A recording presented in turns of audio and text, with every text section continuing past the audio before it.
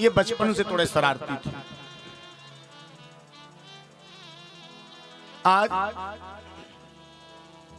यक्षों के बगीचे में घूमते हुए चले गए और यक्षों के बगीचे को उजाड़ने लगे। यक्ष लोग आए समझाने लगे। जैसे यक्ष लोग समझाने लगे तो झगड़ने लगा और इस झगड़े में उत्तम की मृत्यु आज यक्षों के हाथों हो गई। ध्रुव जी को जब पता चला कि इन यक्षों ने मेरे भाई को मार दिया, आज बिना विचार किए इन यक्षों के ऊपर आक्रमण कर दिया। कई निरपराध यक्षों का वध आज ध्रुव जी ने अपने हाथों से कर दिया। परीक्षित ने कहा, गुरुदेव ध्रुव जी को तो भगवान का दर्शन हो गया था, फिर ध्रुव जी से इतना बड़ा अपराध कैसे बना?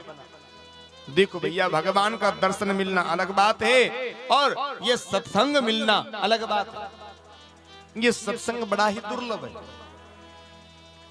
क्योंकि जब तक इस जीव को सत्संग नहीं मिलता, इस जीव के हृदय में विवेक जागृत नहीं होता। लेकिन सत्संग मिलता भी कब है? जब भगवान की कृपा इस मनुष्य के ऊपर होती है, तब कहीं जाकर के इस जीव को ये सत्संग मिल पाता है।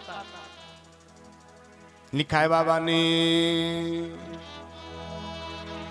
बिन सत्संग विवेक न होई,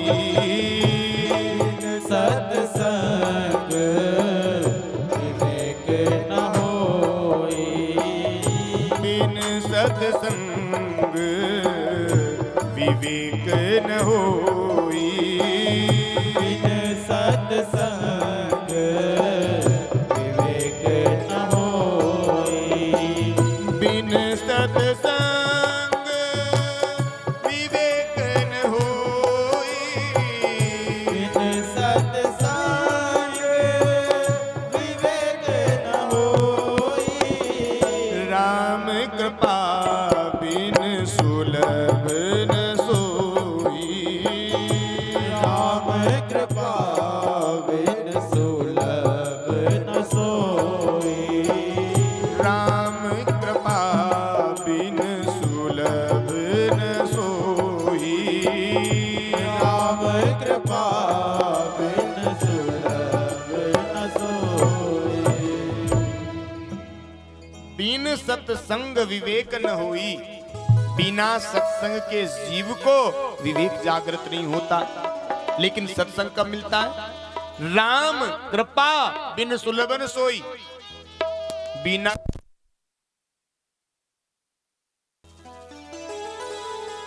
बिना भगवान की कृपा के इस जीव को यह सत्संग भी प्राप्त नहीं हो पाता। आप लोग बहुत बड़भागी हैं जो अपने अपने ग्रह कार्यों को त्याग करके परमात्मा के सत्संग में आकर के बैठ गए। अरे दुर्भाग्यशाली तो वो लोग हैं जो अपने घरों पर बैठे हुए, उनसे घर नहीं छूट रहा, घर परिवार नहीं छूट रहा। बुरा मत मानना, मैं नहीं कह रहा, बाबा जी कह रहे हैं राम कृपा बिन सुलभ न सोई। क्योंकि भगवान की कृपा के बिना ये जीव सत्संग में आकर के बैठ ही नहीं सकता। प्यारे कहते हैं बिहारी जी की मति को बिहारी जी सजाते हैं, बिहारी जी की मति को बिहारी जी सजाते हैं, और मेरे गोविंद के दरबार में तो केवल वही आते हैं जिन्हें मेरे बिहारी जी बुलाते हैं। हर किसी के बस की बात नहीं है मेरे गोविंद के दरबार में चल करके आ जाए, लेकिन जिन्हें मेरा परमात्मा सेलेक्ट करता है वही आकर केवल सत्संग में बैठ पाता है। परमात्मा के द्वारा सिलेक्ट किए गए लोग ही सत्संग में आकर के बैठ पाते हैं। बिना परमात्मा की कृपा के आप सत्संग में नहीं आ सकते। सत्य समझना, भले आ जाओगे पांडाल में घूम करके चक्कर काट करके फिर चले जाओगे बाहर, लेकिन बैठ नहीं सकते। तुलसीदास जी कहते हैं तुलसी पुररवा पाप से हरि चर्चा न सुहाए, तुलसी पुररवा पाप से हरि चर्चा न सुहाए। के ऊंगे के उठ चले के कह दे बात चलाए।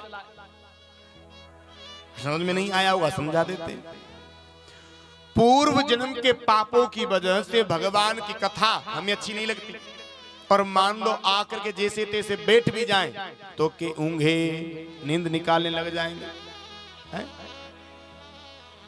क्योंकि महाराज जो नींद डॉक्टर की अच्छी से अच्छी हाई डोज गोली देने से नहीं आती ना, उससे कई ज्यादा मीठी नींद सत्संग में बैठने से आ जाती है।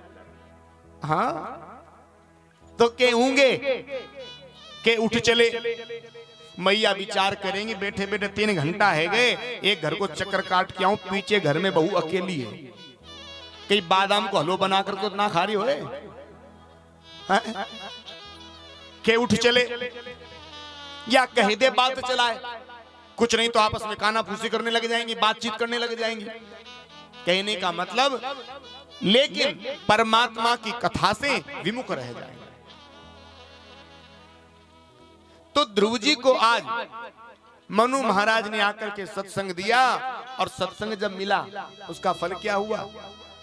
उसी समय राजपाट को छोड़ा और सीधे आज जंगल में चले गए, भगवान की तपस्या करी, भजन किया, और आज इनके 36,000 वर्ष पूर्ण हो गए। और परमात्मा ने ध्रुव जी को एक सुविधा दी थी, क्या? Multiply system. ऐसा हमने सुना है संतों के मुख से। भगवान ने ध्रुव जी को एक सुविधा दी थी, बेटा 36,000 वर्ष तेरे जब पूरे हो जाएं, तुम यदि चाहो तो उस अंतिम दिन से पहला दिन मान करके दोबारा से 36,000 वर्ष का राज तुम भोग सकते हो। ऐसी सुविधा दी थी। आज ब्रह्मा ने मृत्युदेव को भेजा, कहा जाओ तुमसे कहना। मृत्युदेव सामने आकर के प्रकट हो गए। मृत्युदेव ने कहा ध्रुव जी भगवान ने भेजा है, आप इस दिन को अंतिम दिन मान करके परमात्मा के धाम चलना चाहेंगे, या प्रथम दिन मान करके दोबारा से 36,000 वर्ष का राज्य भोगना चाहेंगे? ध्रुव जी ने कहा नहीं भैया, हम परमात्मा के धाम चलने चाहेंगे। और आज ध्रुव जी ने मृत्यु के सिर पर पैर रख करके आज विमान में बैठ गए और सीधे भगवान के धाम को चले गए।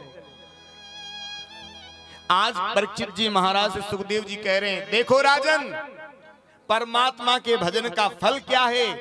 शरीर। आज ध्रुव जी भगवान के धाम को चल करके जा रहे हैं।